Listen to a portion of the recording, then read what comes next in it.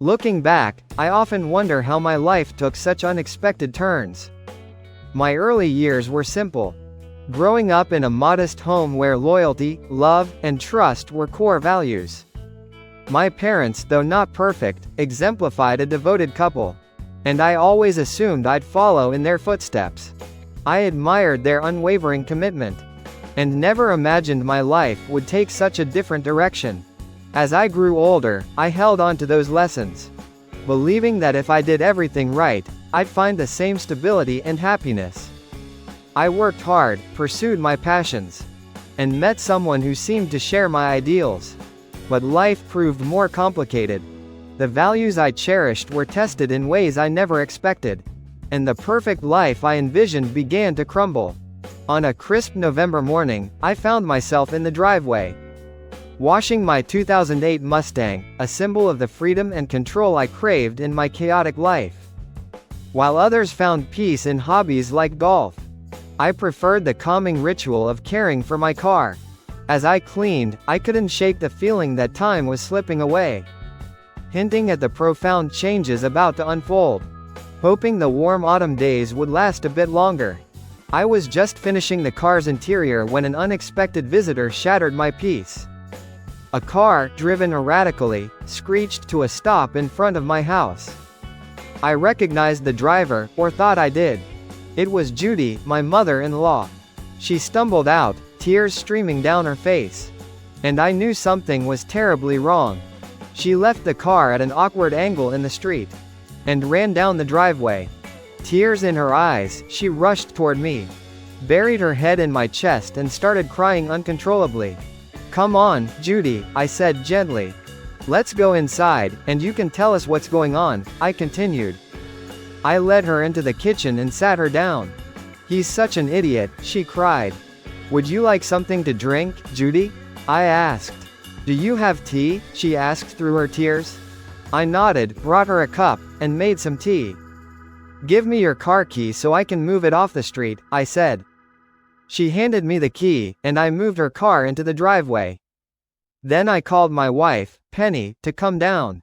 When I returned, I brought Judy the tea, along with sugar, milk, and a slice of chocolate cake she had brought over the day before. "Thanks, Donnie," Judy sobbed. "Penny, you're lucky to have him," she said. "You'll probably never have to worry about your husband cheating on you," she added. I was stunned. I couldn't believe Ed, Penny's dad, would cheat on Judy. As I started to leave, Judy grabbed my hand. "Donnie, your family too, I want to talk to you," she said. "Okay, Judy, what's going on?" I asked. "Why do men cheat?" she asked. I felt uncomfortable. "Mom, some say men are wired to spread their genes," Penny said. "Maybe Dad has a strong urge, but that doesn't make it right," she added. "I'm not talking about all men," Judy replied. "I'm talking about your father," she said. "Who promised to be faithful and keeps breaking that promise," she continued. "Mom, you know Dad loves you," Penny interrupted. "But sometimes he struggles with his nature," she said. "All you can do is try to work through it," she added. "When he married me, he vowed to put our marriage above everything else," Judy said. The doorbell rang, ending the conversation for now. "I'll get it," I said, glad for the distraction. I opened the door to find Ed, who looked defeated. "Hi, Dawn," he said softly. "Is Judy here?" he asked. "They're in the living room," I replied. He walked inside, and I went back to washing my car, trying to clear my mind. As I was focusing on the task, I heard a giggle behind me. Two arms wrapped around my waist, and a lock of brown hair fell over my shoulder. "Donnie, do you love me?" Penny asked. "Of course I do, Penny," I said. "I'm dealing with a family crisis, and I need your help," she said. "Can you grill some steaks and help calm Mom down?" she asked. "They might actually divorce this time," she added. "Has this happened before?" I asked. "Several times," Penny said. "They love each other but keep going through this," she continued. "Dad seems serious about getting help now," she said. "He knows he can't do it alone," she added. "Maybe your mom should have put her foot down sooner," I suggested. "What do you mean?" Penny asked. If I were her, I would have left him the first time he cheated, I said. They need to face the consequences of their choices, I continued. He needs to understand that his actions could cost him his wife and family, I said. Penny looked at me, shocked. Then her lips trembled as she tried to hold back tears. I could see she was on the verge of breaking down. I wrapped my arms around her, telling her to calm down. I'd do anything for you, I said. Donnie, it's easy for you to say, she said. Your parents were perfect, so you've never had to deal with this, she continued. I don't want my parents to split up or be alone, she said. When we have kids, I want them to have grandparents who love them, she added. I want us all to be one big happy family, she continued. Without worrying about which parent to invite to events because the other won't come, she said.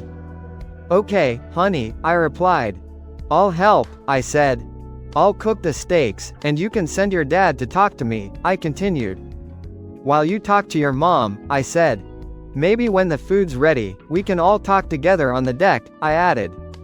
I didn't agree with what I was doing.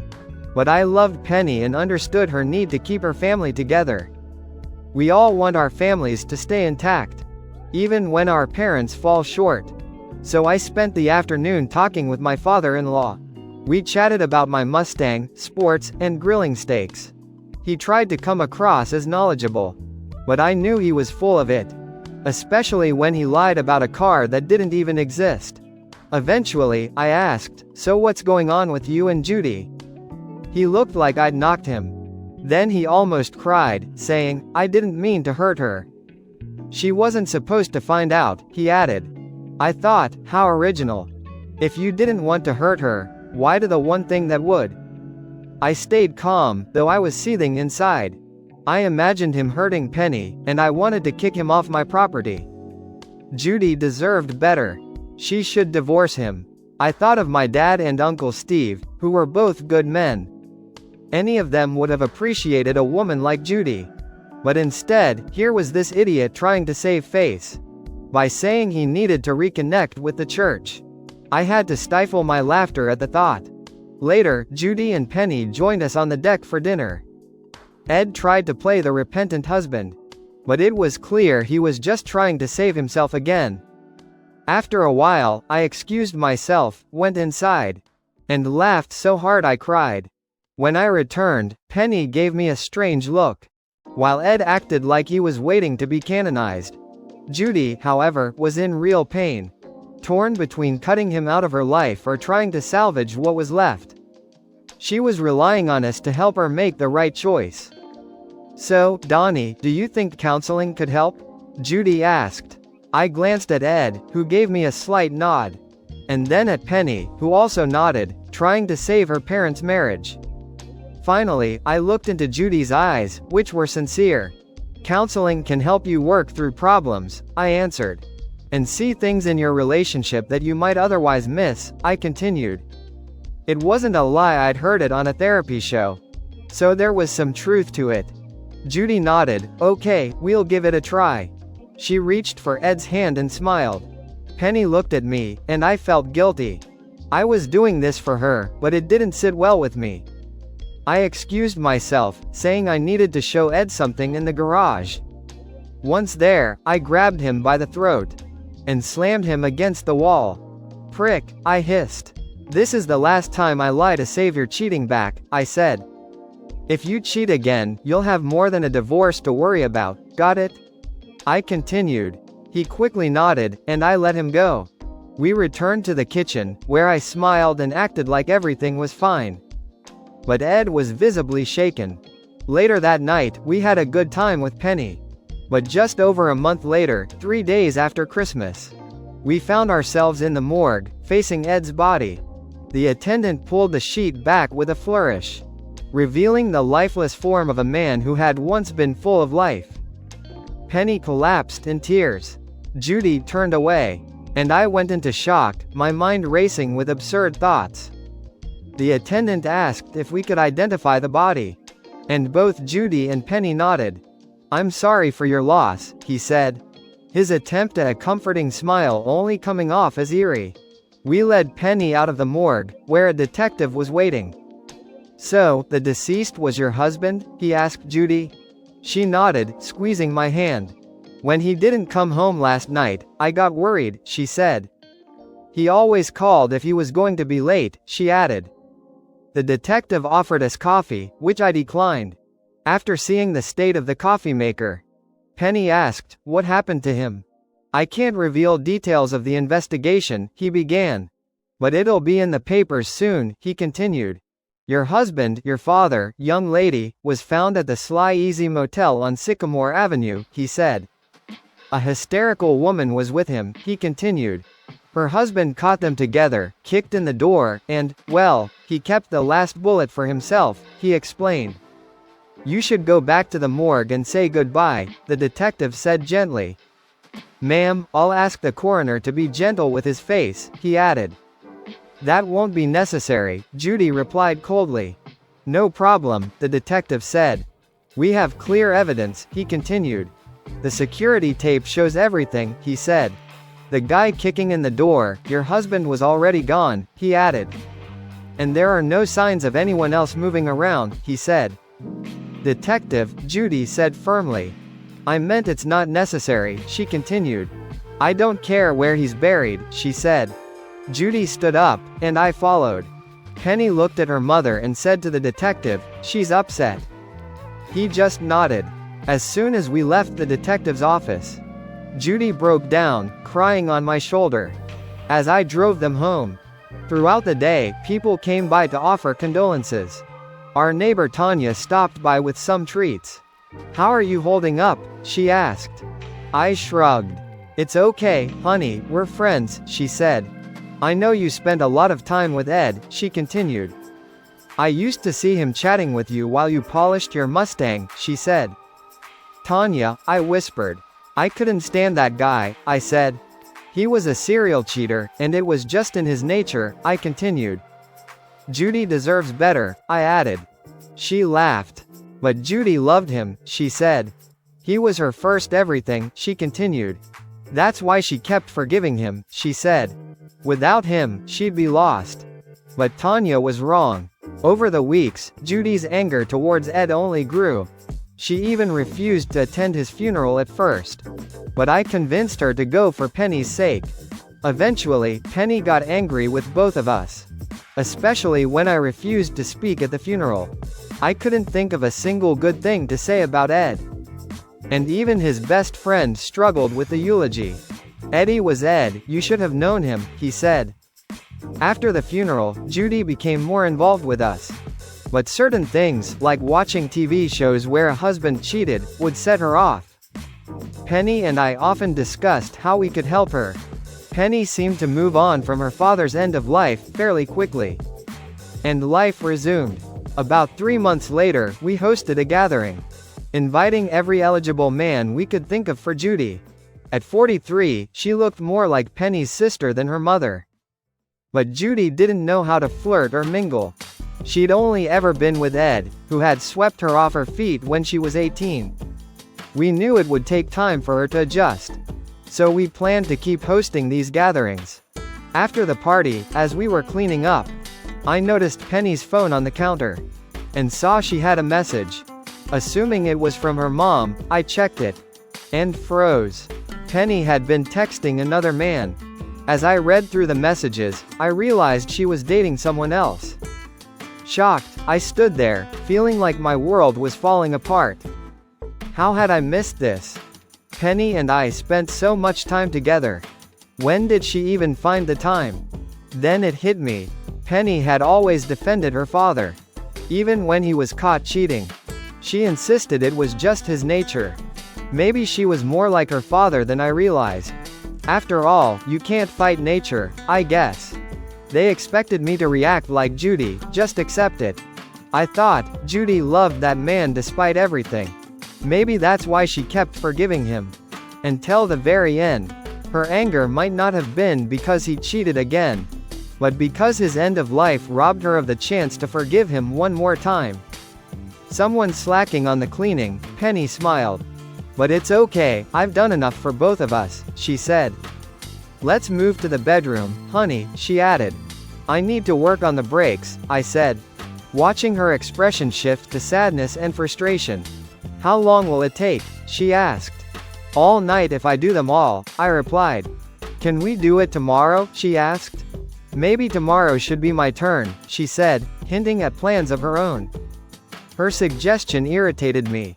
Did she really think I'd want to be with her after she'd been with someone else? Honey, I'd love it if you didn't do the breaks tonight and came to bed with me, she insisted. And I'd love it if you let me do the breaks, I shot back. After grilling and entertaining at a party for your mom, I continued. If you really loved me, you'd do them later, she challenged. If you really loved me, you'd let me do them now, I retorted. What's wrong with you, Donnie? She asked. You usually want me all day, but today you're distant, she said. Do you know how many women here tell me how lucky I am to have you? She continued. Even Tanya said what she'd do to you if I weren't around, she added. Well, tomorrow's another day, I said, leaving her standing there. Okay, she called after me. But I knew what was going on. She was desperate for sex tonight because she had no plans for us tomorrow. She'd be too tired after being with someone else. Maybe I'm jumping to conclusions, I thought. Recalling a TV show where a jealous husband mistakenly thought his wife was cheating. He wrecked a car he thought belonged to her lover, only to find out it was a gift for him. The wife divorced him the next morning. I went to work as usual. Penny made me breakfast, and I said, I'm sorry, I love you, Penny. What's gotten into you this morning? She asked, smiling. I just wanted you to know how much I care about you, I said. Feeling guilty, as if trying to stop her from doing something we'd both regret. At work, I immersed myself in tasks. By 9:30, I was ahead of schedule and left early. As I was leaving, Penny called. Hi, honey, she said. Want to have lunch together? She asked. I'd love to, I replied. Home or a restaurant? I asked. I felt relieved, thinking I had been wrong. Then she said, hold on, I have another call. A few seconds later, she returned. Can we do lunch tomorrow? Mom needs to talk, she said. I'll probably be busy, I said and hung up. My suspicions returning. I called Judy. How's your day going? I asked. Better now that I've heard from my favorite son-in-law, she said. Your only son-in-law, I reminded her. But still my favorite, she laughed. Have you talked to Penny today? I asked. She's going to ask you something soon, Judy said. Just don't set me up with one of your friends again, she joked. I'm not ready to date, she added. No, just a dinner for the three of us, I said. Oh, that sounds nice, Judy replied. I'll pretend to be surprised when she calls, she said. Bye, Judy, have a good day, I said, ending the call. The call delayed me by 10 minutes. And I realized Penny had only called to confirm I was at work. Maybe she'd picked up a few tricks from her father, who got caught a lot. I drove straight to the motel, and quickly spotted Penny's Ford Focus in the parking lot. I knew exactly which room to go to. I saw a cleaning lady nearby and paid her $50 to quietly open the door. As soon as I entered, I saw him trying to turn around. I crossed the room, yanked him off the bed, and slammed him onto the hard floor. Donnie, what are you doing? Penny screamed, trying to pull me away. I calmly stood up and removed her hands from me. Don't ever touch me again, I said coldly. I called my secretary, told her I was sick, and wouldn't be in for the rest of the day or the next. Then I dialed emergency to report an assault. Penny sat silently on the bed, trying to speak. But I kept telling her to shut up. Donnie, when we get home, she started. We don't have a home, I interrupted. I'm not living with a cheater, go to your mother's, I said. The police arrived, and I stepped outside to talk to them. I'm the one who called, I said. You don't look hurt, one of the officers remarked. Not me, him, I pointed at Rick, still unconscious. They cuffed me and put me in the cruiser as the ambulance arrived. I barely spoke, too numb to explain. At the station, I was booked on suspicion of assault. They had no solid evidence yet, just suspicions. And I wasn't in the mood to confess. In the holding cell with 8 others, I sat on a bench, lost in thought. There's a big difference between suspecting your spouse is cheating and actually confronting it. People change, and sometimes that leads to a split. But in other cases, the hatred festers, and the divorce becomes a battle. But for me, it wasn't like that. I loved Penny deeply. And until I walked into that motel room, I planned to spend my life with her. Seeing her with Rick, an older, fat, bald man, shattered me. I couldn't understand it. If she wanted someone like that, why marry me? She was the one who pursued me from the start. As I sat there, trying to make sense of it all, a stout policeman called my name, Don Osmond. I approached the bars as he opened the door, flanked by 2 other officers. "Are you going to shoot me?" I asked. "No, you idiot, you've been bailed out," the cop replied. "By who?" I asked. He just gave me a blank look. "Does it matter?" he asked. "What are the charges? Who bailed me out? How long have I been here?" I pressed. "Buddy, you ask too many questions," he snapped. "Do you want out or not?" he asked. "Officer," I said, trying to stay calm. "I know you deal with a lot of people," I continued. "But this is my first time in jail," I said. "If you could just answer a couple of questions, it would mean a lot to me," I added. The other officers looked at him, and he sighed. "Fine, it's 2 o'clock in the afternoon, and you've been here almost 2 hours, he said. I leaned in and spoke quietly, so only they could hear. "I caught my wife with our neighbor at a motel," I said. "I know I didn't handle it well," I continued. "But I don't want to see either of them again," I said. "If Penny bailed me out, I'd rather stay here," I added. "Sorry, kid," he said. "It's her, she was crying the whole time," he continued. "But don't worry, some fat guy and his lawyer talked to the prosecutor," he said. "They're not pressing charges, but I wouldn't trust them," he added. "You'll be here a couple of days to cool off," he continued. "Then you can bail yourself out," he said. I sat back down, noticing the other inmates watching me. They were probably wondering why I wasn't leaving. I knew Penny was trying to bail me out because she felt guilty. But I wanted nothing to do with her. I couldn't help but think about how I'd encouraged Judy to forgive Ed. Yet I couldn't do the same for Penny. Just then, the cop returned. "Hey, Osmond, there's someone else here to see you," he said. "Not the first one, it's her sister, Judy," he continued. "She's in the interrogation room, want to see her?" he asked. "Yes," I said.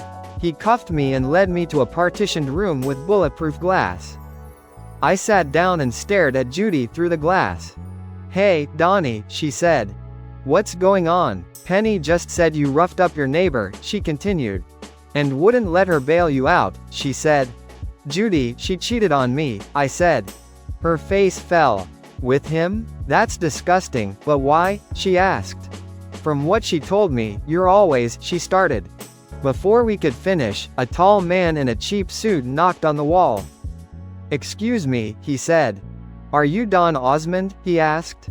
I nodded. "Can you join me in the conference room across the hall when you're done here?" he asked. The officers uncuffed me. "He's not a threat, why the cuffs?" the man asked. "He's here for assault," the cop explained. "Though honestly, I'd have done the same thing," he added. "Donnie, don't do anything stupid," Judy warned. "I know how you feel," she said. "I'll call you tomorrow," I said. "If I get out today, I'll send Penny to stay with you," I added. I walked into the conference room, where Penny, Rick, and 2 other men were sitting. Penny jumped up, and Rick limped toward me. "Get away from me," I shouted. "If any of these idiots come near me, I'm going back to my cell," I said. The guy at the table introduced himself. "Mr. Osmond, I'm Willis Drummond, the district attorney," he said. "Mr. Daniels here represents your neighbor," he continued. "We have a suggestion that could let everyone walk away now," he said. "What are you talking about, Willis?" I asked. Drummond turned to Daniels. "Why don't you explain, Charlie?" he said.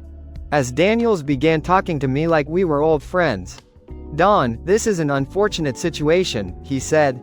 The emotional toll alone is terrible, he continued. There's no reason for you to leave here with a criminal record that could haunt you, he said. These charges, assault and battery, intent to do grievous damage, are serious, Daniels said. I'm not worried, I replied. With my education and specialty, my career won't be affected, I said. Daniels swallowed. No need for an innocent person to suffer over a situation that spiraled out of control, he said. Innocent? Who here is innocent? I'm the one who got hurt, I said. At that moment, Penny started crying. I thought I had a wife I could love for life, I said. I was wrong, I continued. I thought I had a friend next door I could trust. Wrong again, I said. Donnie, what about Tanya? Rick asked. She's done nothing wrong, why hurt her, he said. Tanya deserves to know the truth, I said. She deserves better than a cheater, I continued. She'll be fine without you, I said. Maybe we'll even get through this together, I added. No, Rick pleaded. Don't tell her, he said. Daniels jumped in. Here's the deal, my client won't press charges, he said. If you agree to forget this ever happened, he continued. I won't forget, I said. I'll take it to a jury, I continued. When they hear why I struck your client, they'll understand, I said. I'll name him in my divorce and testify against him with Tanya, I added. The four of them huddled and argued quietly. Then turned back to me. What do you want? They asked. Nothing, I replied. I won't tell Tanya or sue you, I said. But you must testify in the divorce and deny the charges, I continued. And stay 50 feet away from me and my things, I added. Deal, Rick said with a grin. Good, I know I'm about 50 feet from her now, I said. But that starts once I leave the building, right? I added. I don't care what you do, she's not mine anymore, Rick muttered. Can I go now? I asked. No, Penny shouted. We're not doing this, she said. Willis, walk me to the counter so I can get my things, I said. I need my wallet for a cab, I continued. As I walked out, all I could hear was Penny crying. When I got home, Tanya was outside and called to me. Where have you been, stranger? She asked. My husband got into a bad situation and got roughed up, poor guy, I said. It's tough, Tanya, I'm sorry, I continued. But I've had a rough day too, we'll talk later, I said. Send your wife over, she said. Tanya, I don't have a wife anymore, I replied. Leaving her shocked. Inside, Penny's cell phone rang, but I let it go to voicemail. After the fifth call, it went silent. Then rang again, this time from Judy's number. I picked up to tell her to stop calling. Judy, can you? I started. Honey, you have to, she began. I hung up. Half an hour later, the phone rang again. It was Judy. I answered. Donnie, are you there? She asked. Hi, Judy, I said. I had to give Penny some tea with sleeping pills, she said. She's out of control, crying and blaming everyone for ruining her life, she continued. I believe it, I said sadly. But there aren't many people to blame, I added. Oh, she blames Rick and says he tricked her into that deal, she said. She also blames you for your behavior, she continued. How am I doing? I asked. Donnie, you're not acting like yourself, she said softly. And that's exactly what she expected, I replied. Does it ever get better? I asked. No, she whispered. It gets worse, she said. You start doubting yourself, wondering what's wrong with you, she continued. Why he chose someone else, she said. You compare yourself to others, she added. And every time he's late or not where he's supposed to be, you imagine the worst, she said. It never goes away, and you never fully trust again, she concluded. Judy, can I tell you something? I asked. Of course, we're family, she said. I lied to you, I admitted. When we were trying to get you to take Ed back and go to counseling, I continued. I thought you should just overlook his cheating, I said. But you said what I wanted because you love her, she finished. I know, Donnie, you're a terrible liar, she said. Your mouth says one thing, but your eyes say another, she continued. Ed was foolish, I said. No one he cheated with was worth a fraction of you, I added. Maybe it's in their blood, she replied. I can't believe Penny let that gross guy near her, let alone, she cut herself off. Donnie, I'm sorry, she said. But I'm not you, I won't keep taking her back just for her to do it again, I said. Maybe she got it from her father, I added. She always said you can't fight nature, I said. I hope that's not true, she said. You can train wild animals, she continued. Maybe people can change too, but it's rare, Judy, I replied. And it takes a lot of effort, I added. Cheaters will cheat, I said. So what does that mean for us? She asked softly. We have two choices, I said. We can move on and start fresh, knowing we're just good people who love the wrong ones, I continued. You have a beautiful daughter to show for it, I said. I have nothing, so my life feels wasted, I added. Or we can stay and hope they change, I said. But then we're just fools for putting up with it, I continued. You deserve someone worthy of you, and I should find someone who is too, I said. Who you talking to, Mom? Penny asked. Is it Donnie? Does he want to talk to me yet? She continued. Did you tell him how sorry I am? She asked. Bye, Judy, I said. Looks like you've got your hands full, I added. In the following days, I talked to Judy a lot. Tanya and some neighbors brought food and chatted with me. I hired a lawyer and prepared a fair divorce agreement. I wanted to split everything equally, even though it wasn't fair to me. I didn't want things to get ugly. But I was ready to go to court if necessary. My lawyer got Rick to spill everything.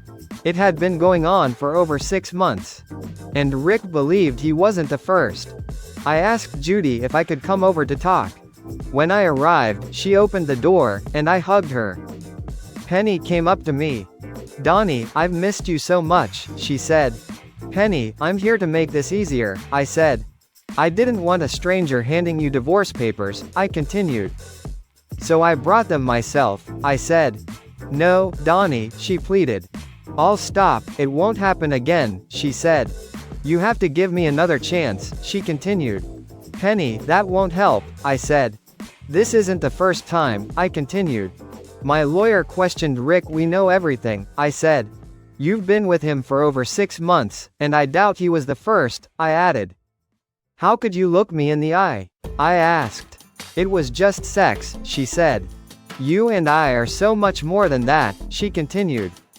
You and I are nothing now, I replied.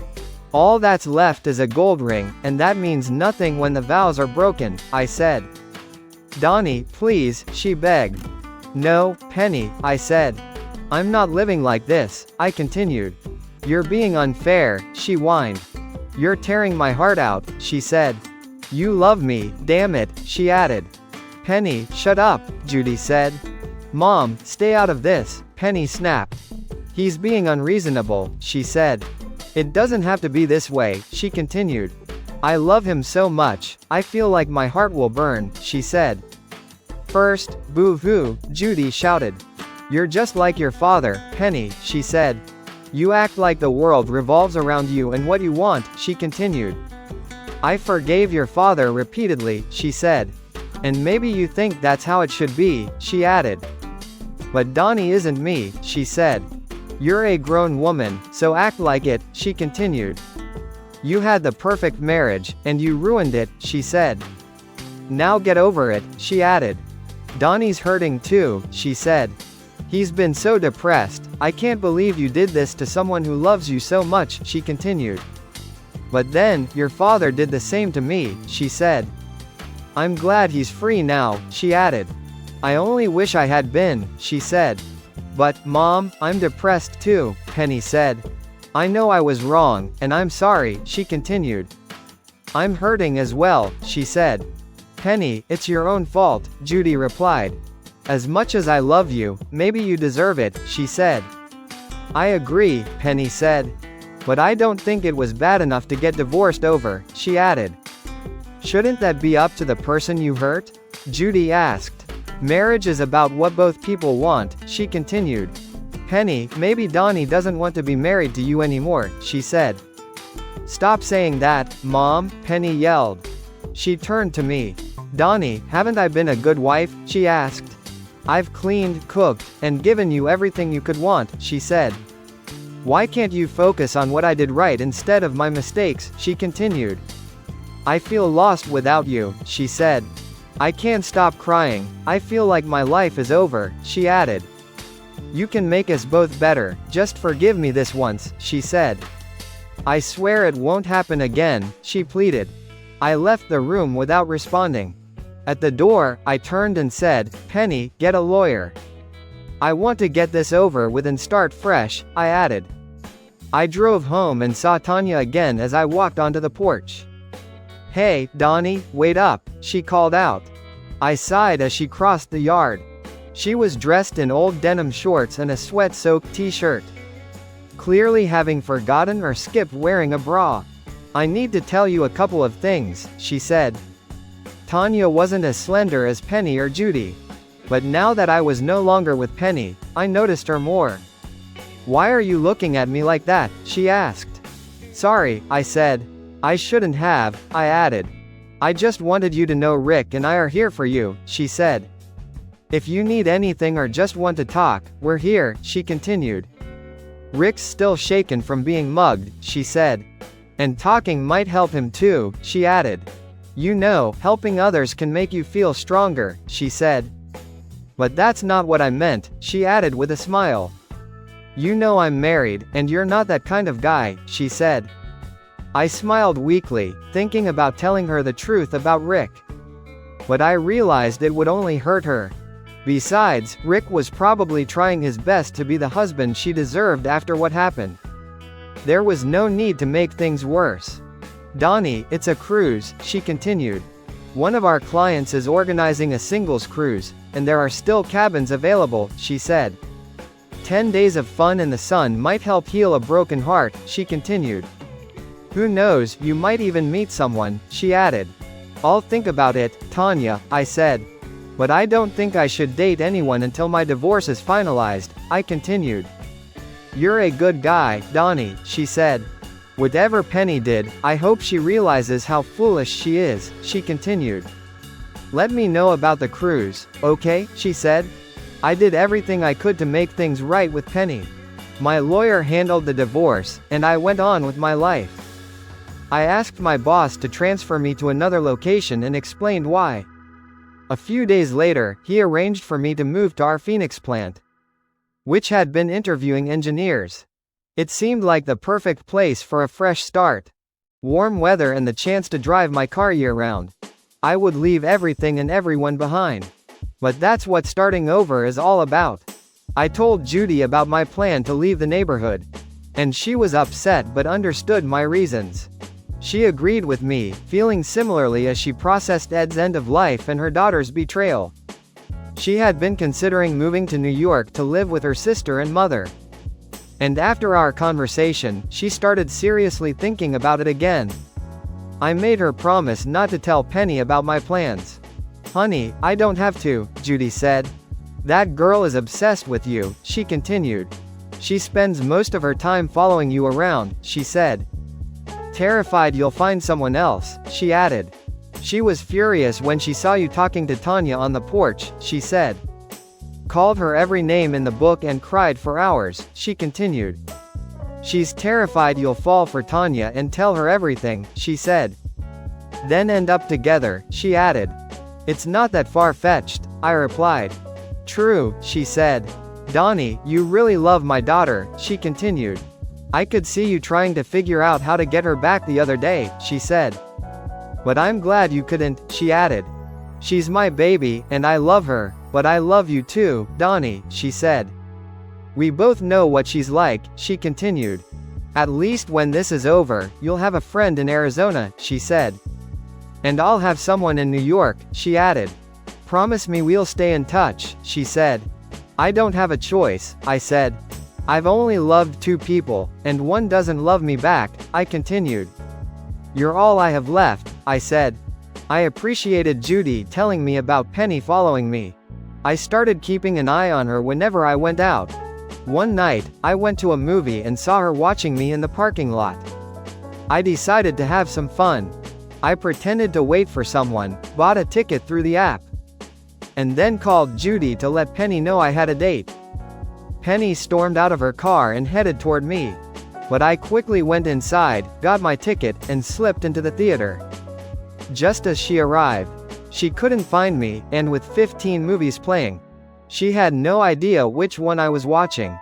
2 hours later, I walked out and pretended to say goodbye to someone. Penny appeared furious. "Cut the crap, Donnie," she snapped. "You went to the movies alone," she said. "I've been following you since you left," she continued. "Get used to it," she said. "Penny, I won't always be alone," I said. "Sooner or later, I'll meet someone I want to be with," I continued. "You've already met her, dummy," she said. "She looks just like me," she continued. "You just need to get over my one little mistake," she said. I laughed and walked away, realizing Judy was right. I trusted Judy not to tell Penny my plans. But I still needed to leave town without Penny knowing where I was going. The solution came from an unexpected source. The next day, I heard a knock at the back door. When I opened it, there stood Rick, looking as nervous as ever. Like he didn't belong there. Tanya was watching from their porch, smiling. "I didn't want to come," Rick said.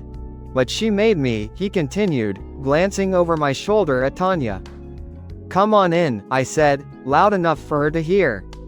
"Here, I did everything you asked," he said nervously. "And I'm grateful you didn't tell Tanya," he continued. "But if she hadn't made me come, I would have called you anyway," he said. "We have a problem," he added. "We don't have anything in common," I replied. "True," he said. "But we both want to protect Tanya," he continued. "And we both have issues with your ex," he said. "Penny's threatening to tell Tanya everything," he continued. "Unless I help her get you back," he said. "She says it's not fair for one of us to keep our marriage if we've both been cheating," he explained. "She's blackmailing me into spying on you," he said. "And pressing you to take her back," he added. I just stared at him, realizing I could use this situation to my advantage. "Rick, do it," I said. He looked at me, confused. "Does Penny know about the cruise Tanya organized for me?" I asked. "I don't think so," he replied. "That's your info to give her," I said. "Tell her about the cruise," I continued. "It'll keep her occupied for a while," I said. "Especially if you suggest there's a chance we might talk on the ship," I added. "Since we'll be stuck together," I said. "All right," he agreed. "I'll do anything to save my marriage," he said. "Good, you can go," I said. The next day, Tanya called me. "Donnie, Penny somehow found out about the cruise," she said. "Should I book her on the wrong one or put her in a room close to yours?" she asked. "Tanya, make her pay full price," I said. "You'll be helping me more than you know," I continued. "Are you two back together?" she asked. "No chance," I said. "But why, what are you so mad about?" she asked. "She cheated on me, Tanya," I said sadly. "I walked in and caught them, there was no mistake," I continued. "We're done, I just need to get away," I said. In the following days, I prepared for the move.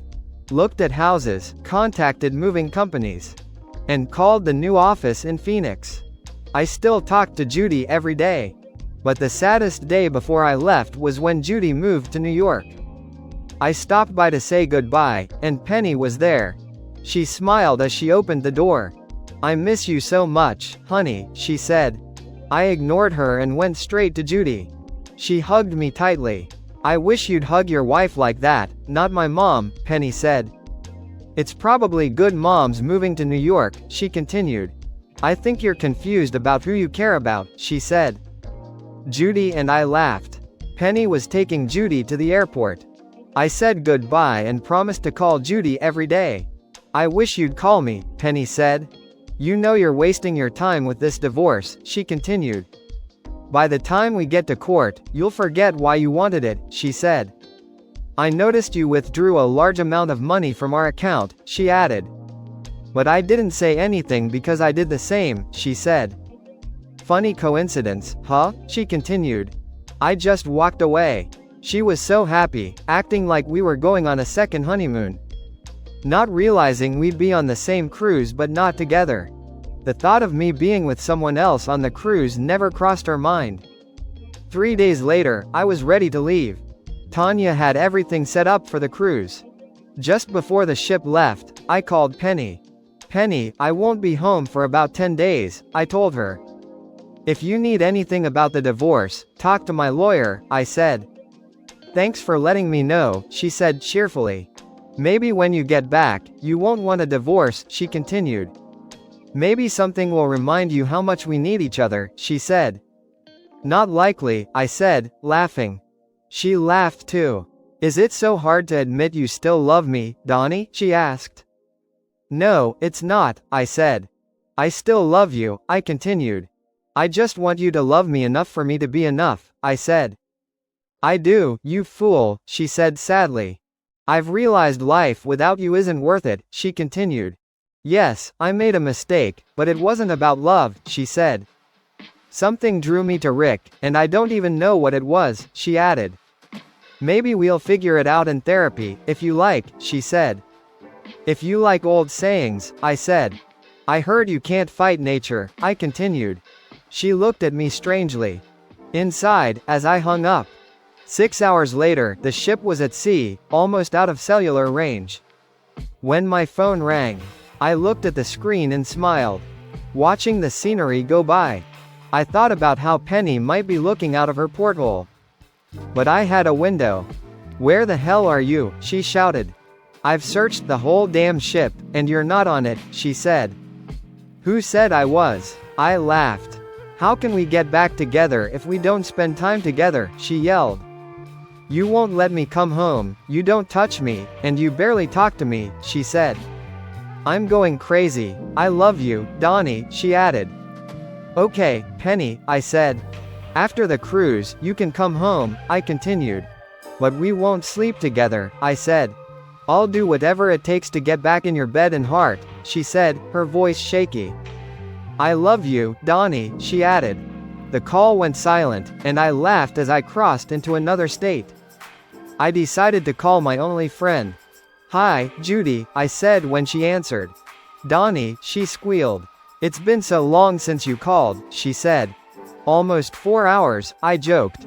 I think I made a mistake, she said. Do you know what it's like living with two stuck-up old women? She asked. I started laughing. Judy always lifted my spirits. Stop lying, Judy, everyone loves being around you, I said. Donnie, do you know what time it is? She asked. They say time heals all wounds, I replied.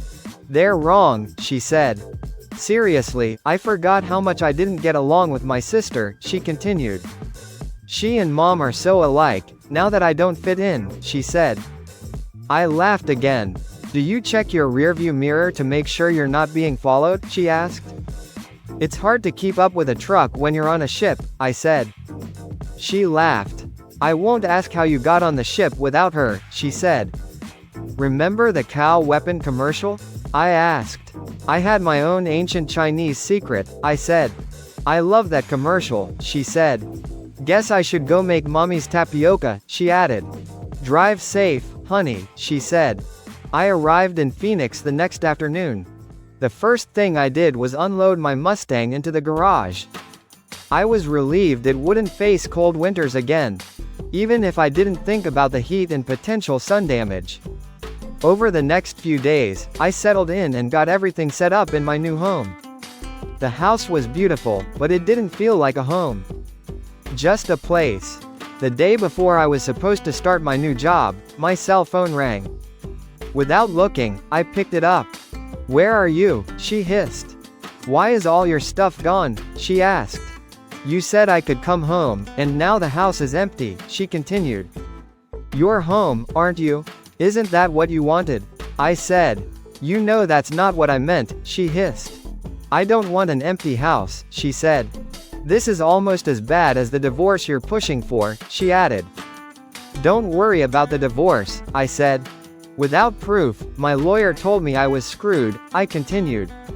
I was at your mercy, so the divorce over your affair with Rick is off, I said. Good, she said, relieved. Now, where are you? I'll come to you, she asked. I filed again, I said. This time, I'm not going to be so nice, I continued. She laughed. Does it matter why you filed? She asked. Call your lawyer, Penny, he already has the papers, I said. Not only will I get the divorce, but I'll also leave you with almost nothing, I continued. And by the way, I'm changing my number tomorrow, I added. An hour later, Penny called back. Okay, Donnie, you win, she said. I signed the papers, she continued. How did you get the video? She asked. I hired a private investigator to take my place on the cruise, I said. I knew you'd act on your desires if I wasn't around, I continued. I set you free, I said. I never even watched the video, I added. Thank you for proving me right about you, I said. Donnie, I can change, she said. I don't think you can, I replied. And honestly, you shouldn't, I continued. You're free now to do whatever you want, I said. I'm free too, to find someone who loves me the way I need, I added. Donnie, you don't understand, she cried. It's me, she said. My father loved my mother more than anything, but he still cheated, she continued. It didn't mean anything, it was just sex, she said. They were in love, and that's why she couldn't let him go, she added. You and I are the same, she said. You'll miss me, and when you do, I'll be here, she continued. But I'll make you regret putting me through this, she said. 3 weeks later, I was still calling Judy daily. I noticed a sadness in her voice. Okay, Judy, what's wrong? I asked. I'm fine, she said. Just a little out of sorts, she added. Judy, don't take this out on someone who doesn't know you, I said. Tell me what's really wrong, I continued. Donnie, moving here was a mistake, Judy said. I spent most of the money from selling the house on taxes and improvements, she continued. And now I'm stuck, she said. I only have Ed's pension, which covers my expenses, she added. But it's not enough to move again or buy another house, she said. I thought moving in with family would be great, she continued. But I guess I just didn't want to be alone after 20 years of living with someone, she said. At least you still have family to live with, I said. Oh no, she replied. That's not an option, she said. You have no idea what Penny's been up to since you divorced her, she continued. No, I don't, I said. But I wasn't talking about her, I continued. Why don't you come live with me? I asked. I have plenty of space, and I'd love to have you, I said.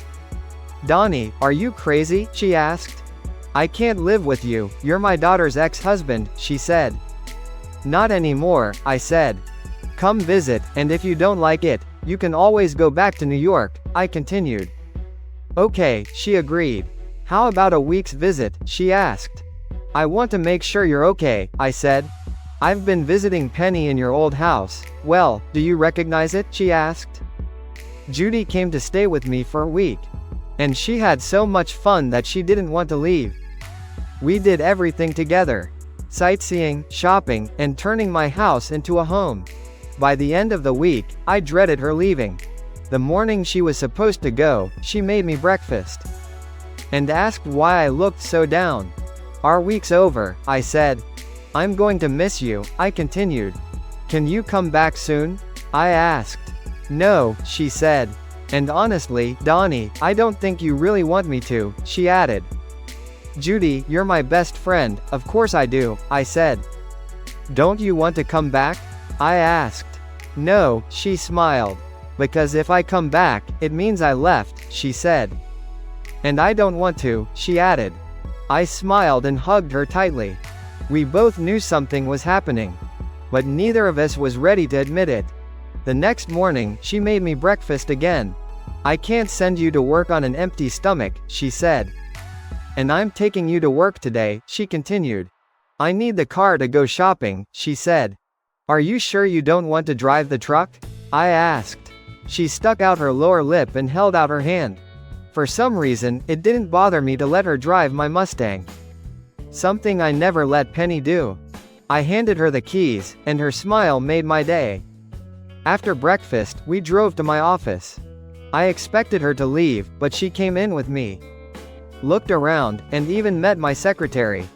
Then she led me to my inner office. "So, why haven't you slept with her yet?" she teased.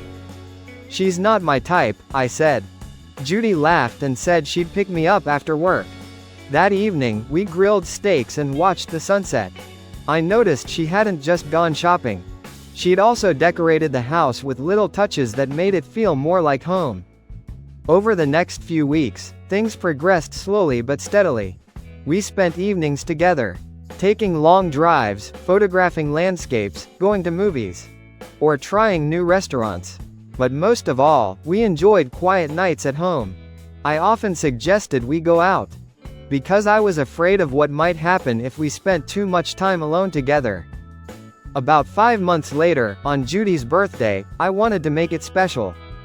I bought her a diamond necklace and made reservations at a fancy restaurant. We had a wonderful dinner, and a violinist serenaded us with "Happy Birthday." When I gave her the necklace, her eyes lit up, and she asked me to put it on her. As I did, I noticed her smiling and pointing behind me. I turned and saw the waiter standing there, ready to serve us. The waiter said, "I was just saying, sir, that your wife is the most beautiful woman here." "You're right about that," I replied. "Donnie, you should thank him, silly," Judy giggled. "Or at least correct him, he thought we were married," she said. "I couldn't thank you enough," I said. "That would mean I had something to do with you being so beautiful," I continued. "And I didn't correct him because I don't mind if people think we're married," I said. "Ready for dessert?" I asked. "Yes," she said. "Can we take it home and eat it there?" she asked. Hearing her call it home instead of your house warmed my heart. When we got back, it felt like the perfect end to a wonderful night. It was strange, but at 30, I realized I didn't need anything else to be happy. When we got home, we made love, then showered and collapsed into bed. "I love you, Judy," I said. "5 months," she said. "I can't believe we've been doing this for 5 months," she continued. "We wouldn't have lasted this long if we were the type to just jump into bed with someone," I said. "Maybe not," she laughed. "But we're both the type to love deeply and exclusively," she added. The next night, when I got home, dinner was ready. And she had something else planned. "I wanted to make sure last night wasn't a fluke," she laughed. We made a rule not to mention Ed or Penny. The past was behind us, and we focused on the future. We had so many good times together that there was no room for the past. We did a lot of things together for the first time. But we never talked about marriage.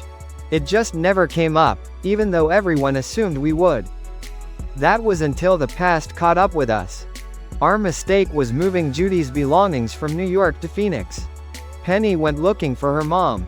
And her grandmother and aunt, unaware of the situation, gave her our address.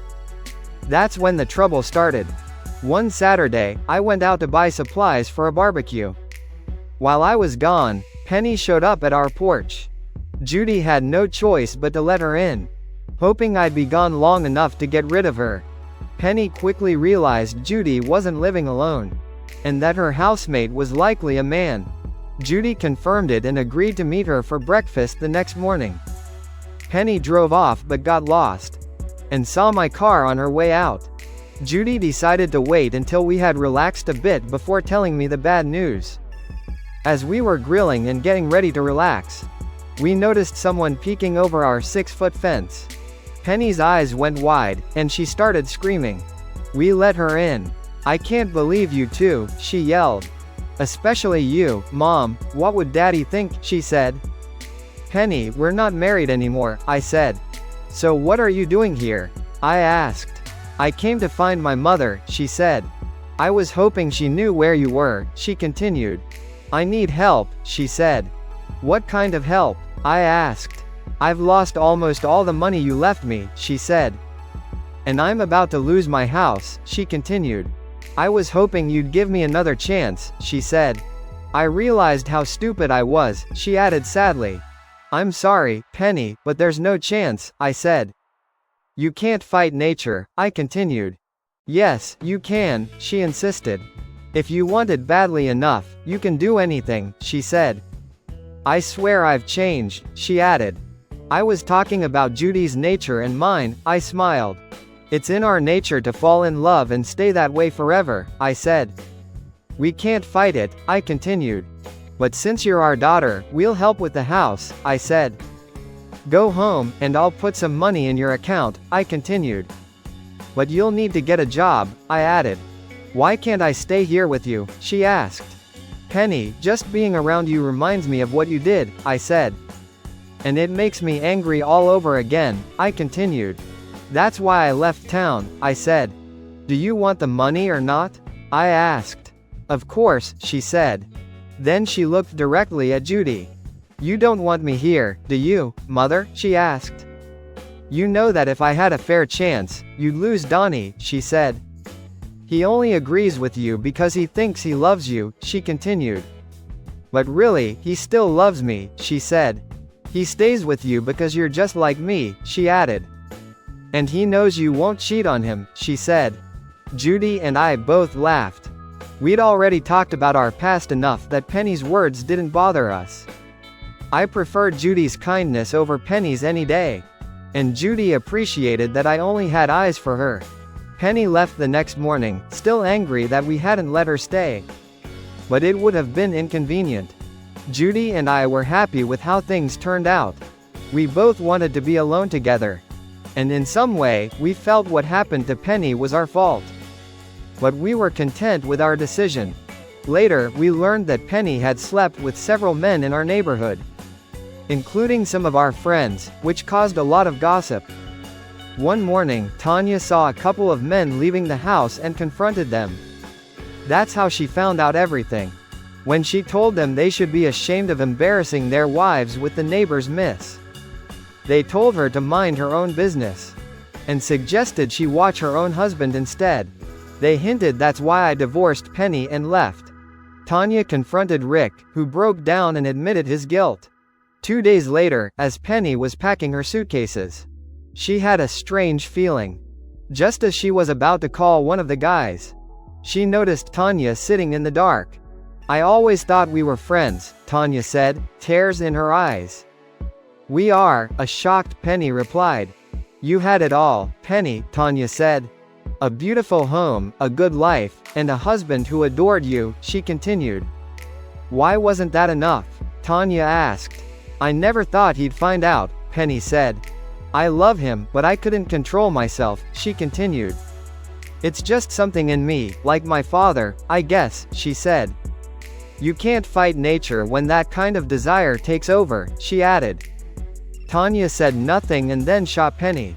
Tanya called emergency and waited for the police. It was ruled a crime of passion. And Tanya was sentenced to 8 to 15 years. Rick vowed to wait for her and visit every week. Judy and I got married after Penny's end of life. We realized we were all each other had. There were articles about us. Especially because it's still rare for a woman in her 40s to carry twins to full term. We didn't name them Penny and Ed, as we kept our rule of leaving the past behind. Judy and I often visit Penny's grave and talk to her. It's sad and tragic when someone dies. And we don't wish that fate on her. Although neither of us had anything to do with her end of life. We both feel some guilt. Both Ed and Penny were sufferers of their nature. It's poetic in a way that Penny couldn't learn from her father's mistakes. And met the same fate. I guess you really can't fight nature. And despite everything, we did live happily ever after.